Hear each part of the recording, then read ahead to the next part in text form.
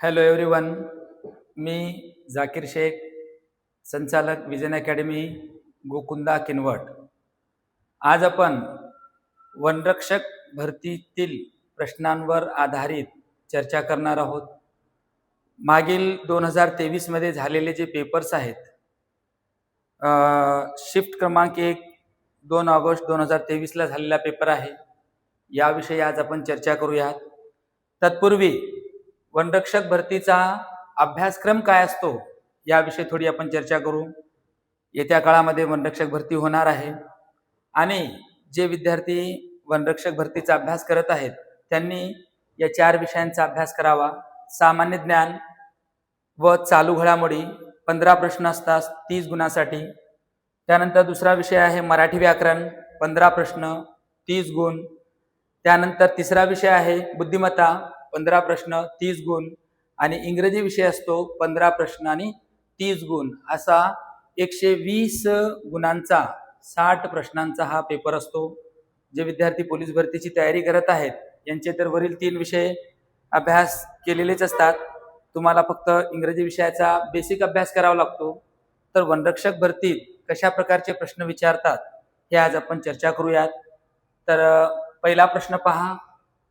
Select the most appropriate option to fill in the blanks. रिकाम्या जागी आपल्याला योग्य शब्द फिल करायचा आहे.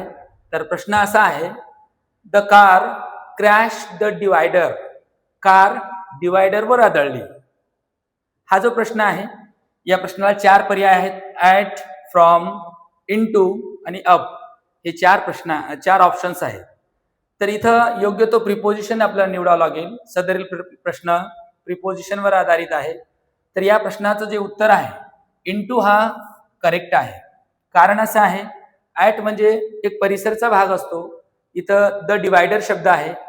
त्याच्यानंतर फ्रॉम म्हणजे पासून असंही म्हणता येत नाही. इनटू म्हणजे च्यावर. कार आदळली, कुठे आदळली? त्या डिवायडरवर आदळली असं म्हणायला हरकत नाही. अपचा तर विषय येत नाही, कारण अप म्हणजे वर होतो. तर हा जो करेक्ट आन्सर आहे ऑप्शन नंबर 3 आहे. सेकंड क्वेश्चन पहा. Where is the child was crying. Where is the child was crying हा प्रश्न आहे.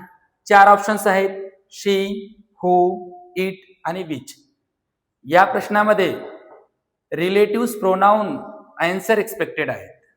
रिलेटिव्ह प्रोनाउन ज्याला आपण संबंधी सर्वनाम म्हणतो.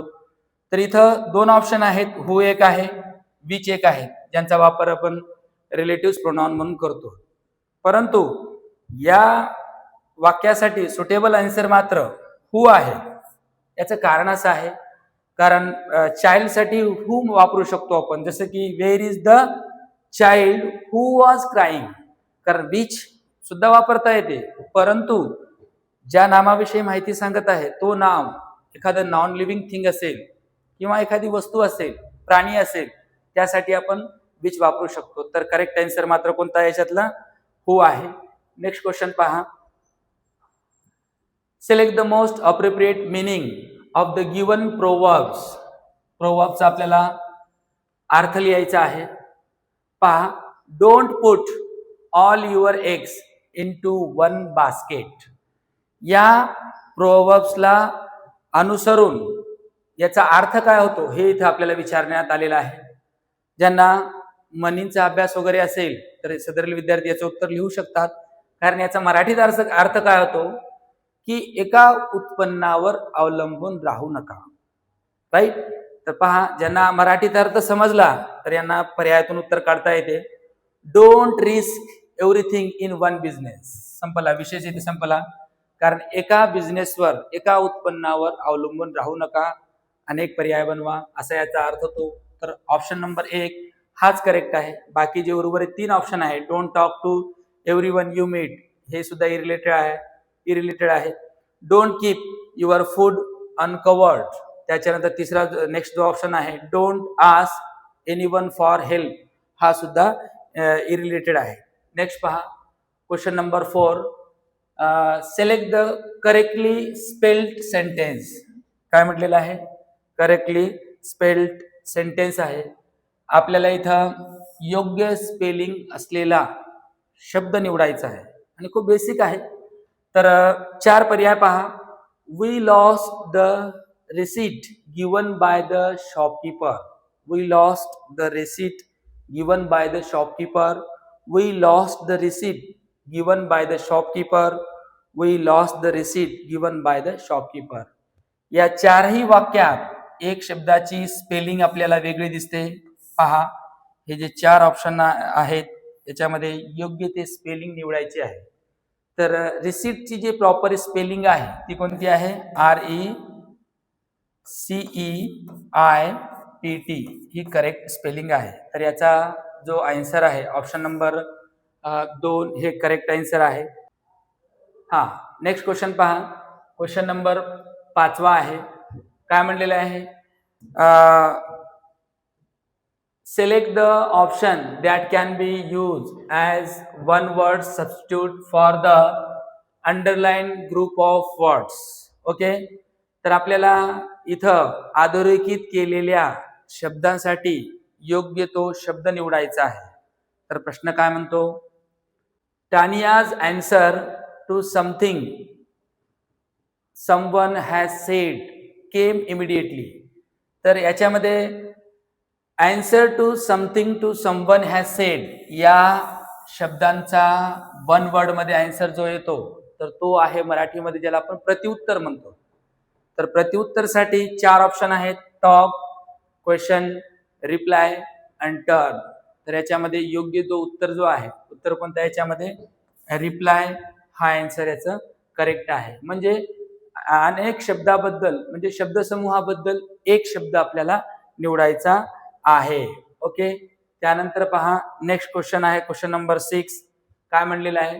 Select the most appropriate option to fill in the blanks. रिकाम्या जागी आपल्याला शब्द निवडायचा आहे आणि सदरील जो शब्द आहे, प्रश्न जो आहे हा आपला आर्टिकल वर आहे. They visited Vivekananda memorial rock in Kanyakumari. Okay, तर 4 ऑप्शन्स आहेत. And, the, a, no word required. याच्यामध्ये प्रॉपर आपल्याला शब्द निवडायचा आहे आर्टिकल मध्ये, कारण हे विवेकानंदा मेमोरियल ही एकमेव वस्तू आहे, वास्तू ज्याला म्हणतो. याकरिता आपण प्रॉपर आर्टिकल इथं द वापरू शकतो, हे लक्षात ठेवावं लागेल. ओके, आर्टिकलवर आधारित आहे. नेक्स्ट क्वेश्चन, क्वेश्चन नंबर 7 आहे. 7 मध्ये काय म्हटलेलं आहे पहा. Select the most appropriate antonym of the given word. अजर आहे. अजर, अजर या शब्दाचा अर्थ काय होतो? ज्याला म्हणतो आपण अर्ध उघडे असणे, बरोबर आहे ना. तर यासाठी प्रॉपर शब्द स्मॅश, क्लोज्ड, फिक्स, फ्री हे 4 ऑप्शन आहेत. तर याच्यामध्ये ऑप्शन नंबर 2 करेक्ट आहे, कारण क्लोज म्हणजे काय करणे? बंद करणे आहे. अजरचा अर्थ म्हणजे काय आहे? उघडे ठेवणे असा त्याचा अर्थ होतो. ओके, नेक्स्ट क्वेश्चन पहा. क्वेश्चन नंबर 8 आहे. 8 काय म्हटलेलं आहे? Select the option that can be use as one word substitute for the underline group of words. तोच आहे, शब्दसमूहाबद्दल एक शब्द आपल्याला निवडायचा आहे. तर ऑप्शन काय, क्वेश्चन काय म्हणतो? Reena sed she like the repeated decorative design on the table cloth. Okay, repeated decorative design हा प्रश्न आहे. यासाठी योग्य तो आपल्याला काय करायचा आहे? पर्याय निवडायचा आहे. तर रिपीटेड डेकोरेटिव्ह डिझाईन एक नक्षीकामसाठी वापरलेला हा शब्दांचा समूह आहे. नक्षीकामसाठी आपल्याला इंग्रजीमध्ये या 4 पर्यायातून एक पर्याय निवडायचा आहे. Pattern, figure, copy, shapes. तर सुटेबल आन्सर आपलं पॅटर्न आहे. पॅटर्नलाच आपण नक्षीकाम म्हणतो. फिगर, फिगरचा अर्थ माहित आहे आपल्याला. त्याच्यानंतर कॉपी पण होत नाही. शेप्स वेगवेगळे आकार आहेत, हे सुद्धा होत नाही. तर याच्यामध्ये करेक्ट जो आन्सर आहे तो आन्सर कोणता आहे? पॅटर्न आहे. ओके, त्यानंतर पहा नेक्स्ट क्वेश्चन आहे. 9 नंबरचा प्रश्न काय म्हटलेला आहे? Select the correctly spelled sentence. हा सुद्धा स्पेलिंग वर आधारित एक प्रश्न आहे. सिंपलचा क्वेश्चन आहे. स्पेलिंग आपल्याला प्रॉपर निवडायची आहे. Abhay pick up the heaviest bag. Heaviest.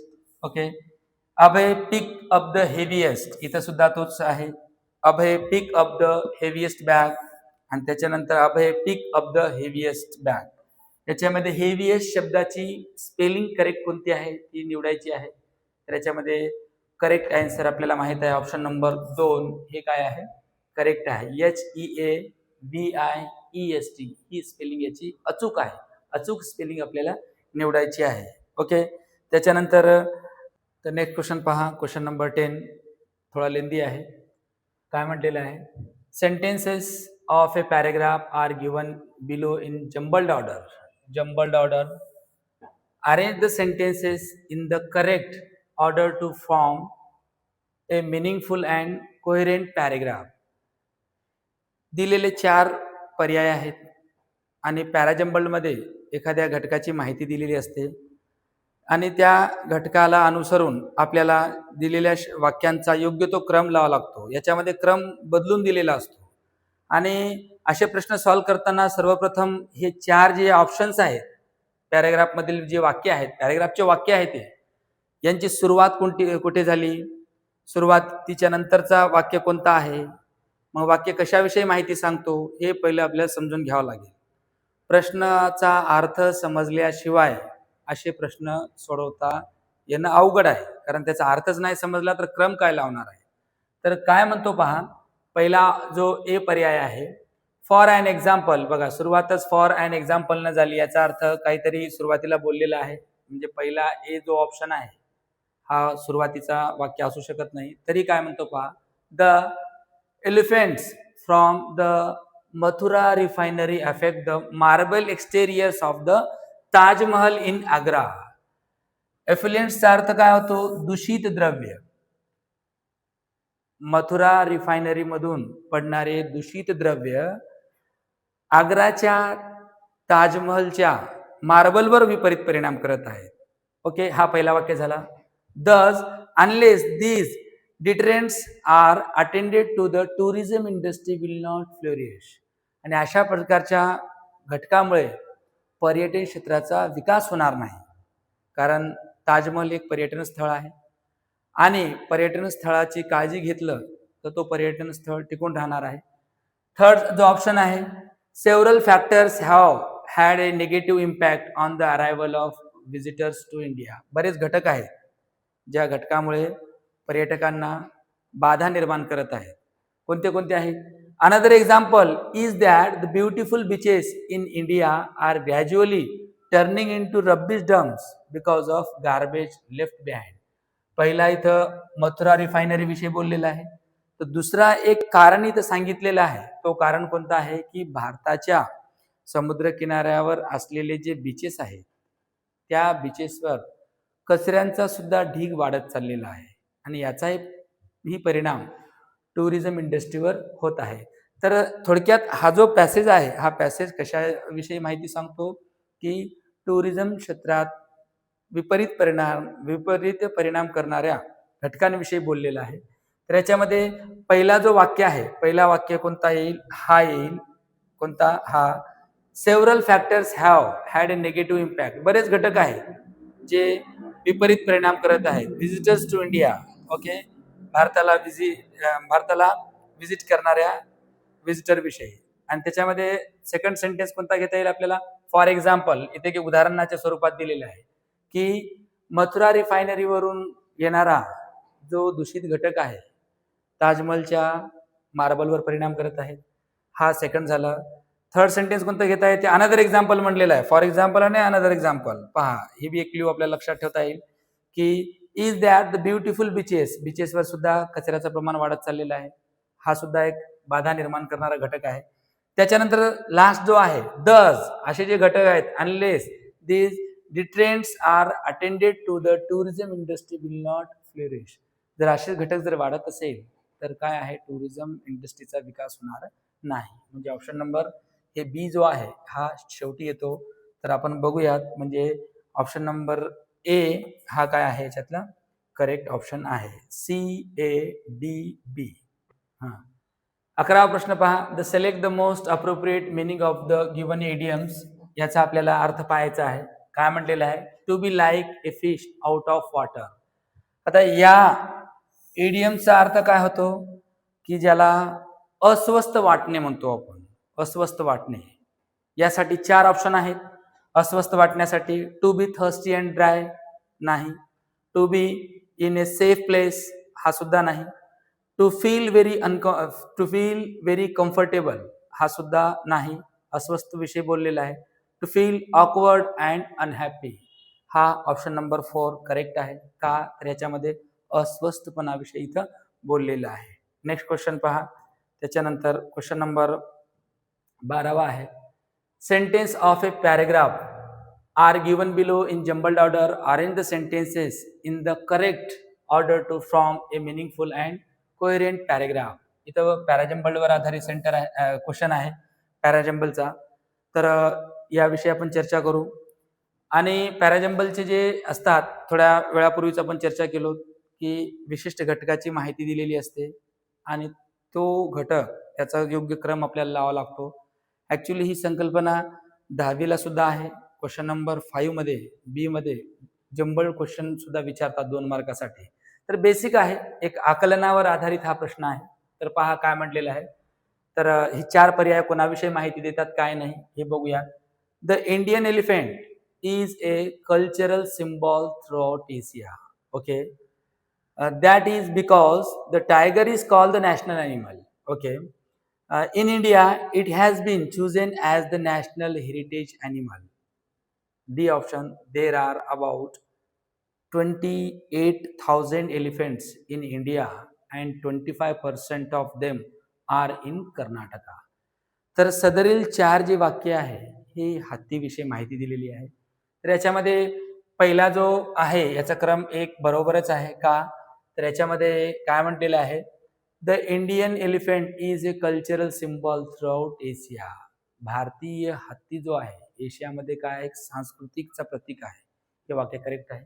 सिक्वेन्सनुसार सुद्धा बरोबर आहे बिगिनिंग. त्याच्यानंतर हा जो आहे दॅट इज बिकॉज हे याला मॅच होत नाही. तर याच्यामध्ये सेकंड सेंटेन्स हा यायला पाहिजे कोणतं, की इन इंडिया भारतामध्ये it has been chosen as the national heritage animal. भारतामध्ये त्याला राष्ट्रीय वारसा असलेला प्राणी म्हणून निवडलेला आहे.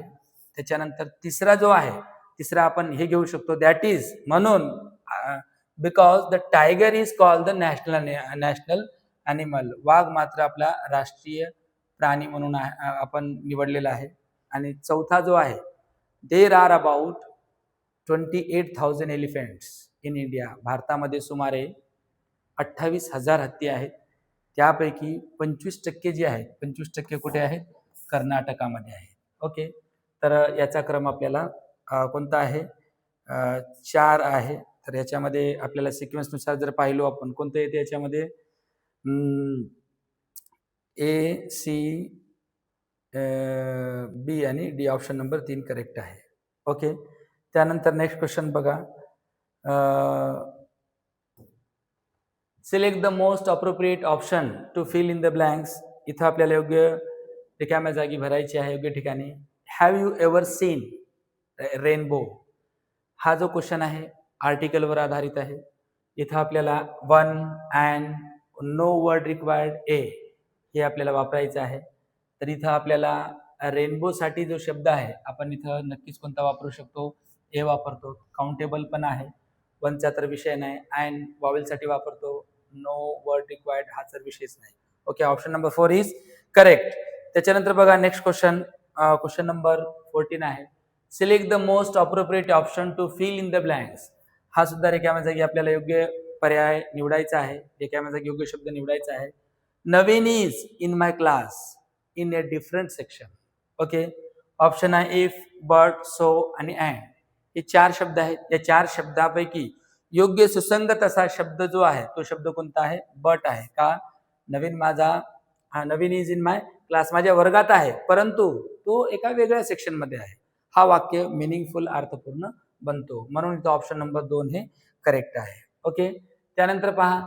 Select the most appropriate synonyms of the given words. Synonyms म्हणजे ज्याला आपण काय म्हणतो, एक